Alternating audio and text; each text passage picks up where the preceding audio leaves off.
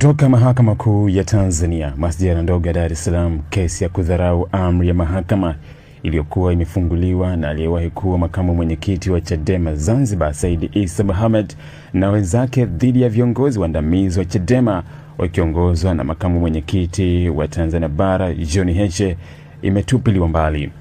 Akisoma uamuzi wa mahakama hiyo hii leo Ijumaa Novemba 28 mwaka 2025, Jaji Awamu Mbagwa aliyekuwa anasikiliza kesi hiyo iliyokuwa imefunguliwa kwa hati ya dharura amesema mahakama imekubaliana na pingamizi lililokuwa limewekwa na wakili wa utetezi Hekima Mwasipu kuwa maombi hayo yameletwa mahakamani hapo nje ya muda. Jaji Mbagwa amesema kesi ya msingi namba 8960 mkwaju mwaka 2025 iliyoko chini ya Jaji Hamidu Mwanga ndio iliyokuwa ya msingi wa kesi hiyo mbele yake, na kwamba amri ya mahakama kuzuia shughuli za kisiasa za Chadema ilitolewa mahakamani Juni 10 mwaka 2025. Aidha, Jaji Mbagwa ameendelea kufafanua kuwa kesi ya kudharau amri ya mahakama ililetwa mahakamani hapo Oktoba 3 mwaka huu, takriban siku 106, jambo ambalo halikubaliki kisheria. Sheria inataka maombi ya aina hiyo yaletwe ndani ya siku 60.